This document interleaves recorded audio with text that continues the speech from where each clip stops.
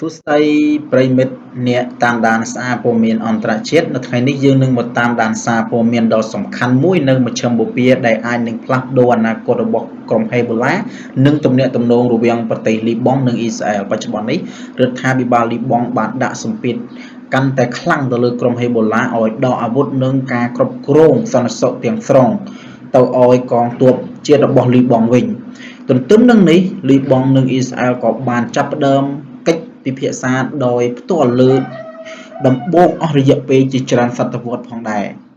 ហេបូឡាគឺជាចលនានយោបាយនិងក៏ជាកងកម្លាំងប្រដាប់អាវុធដែលមានឥទ្ធិពលនៅលើលីបង់ដែលទទួលបានការគ្រប់គ្រងពីអ៊ីរ៉ង់អស់រយៈពេលជាច្រើនឆ្នាំក្រុមនេះមានបានអះអាងថាអាវុធរបស់ខ្លួនគឺចាំបាច់សម្រាប់ការពារលីបង់ពីអ៊ីស្រាអែល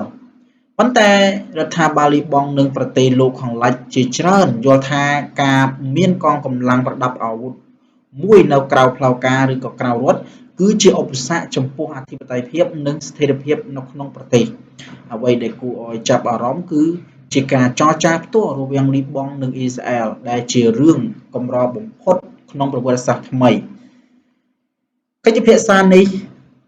ត្រូវបានសម្របសម្រួលដោយសហរដ្ឋអាមេរិកហើយផ្ដោតទៅលើការអនុលោមបទឈប់បាញ់និងសន្តិសុខទៅតាមព្រំដែននិងអនាគតរបស់ក្រុមហេបូឡាយោងទៅតាមសារព័ត៌មានអន្តរជាតិភាគីអ៊ីស្រាអែលបានទាមទារឲ្យក្រុមហេបូឡាដកកងកម្លាំងនិងអាវុធចេញពីកងកម្លាំងចេញពីតំបន់ភាគខាងត្បូងនៃប្រទេសលីបង់ខណៈរដ្ឋាភិបាលលីបង់ត្រូវបានទទួលខុសត្រូវពេញលេញដោយសន្តិសុខនៅក្នុងតំបន់ទាំងនោះទោះបីជាយ៉ាងណាក្រុមហេបូឡាមិនបានបង្ហាញការយល់ព្រមពេញលេញចំពោះផែនការដកអាវុធនោះទេមេដឹកនាំក្រុមហេបូឡាក៏ឡើងបានដែរទេលុះត្រាតែមានការធានានូវសន្តិសុខឲ្យបានច្បាស់លាស់សម្រាប់លីបង់អ្នកវិភាគជាច្រើនជឿថានេះគឺជាបញ្ហាប្រឈមធំបំផុតរបស់ក្រុមហេបូឡាបានជួបប្រទះក្នុងរយៈពេលជាច្រើនឆ្នាំចុងក្រោយនៃសង្គ្រាមជាបន្តបន្ទាប់ការខូចខាតហេដ្ឋារចនាសម្ព័ន្ធនិងសម្ពាធពីសហគមន៍អន្តរជាតិបានធ្វើឲ្យសម្លេងកាន់តែច្រើននៅក្នុងប្រទេសដែលចង់ឲ្យ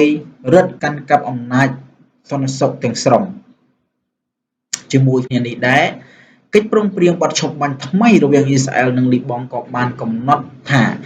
តំបន់មួយចំនួនត្រូវស្ថិតក្រោមការចរចាដោយផ្ទាល់ដើម្បីស្វែងរកដំណោះស្រាយរយៈពេលវែងផងដែរ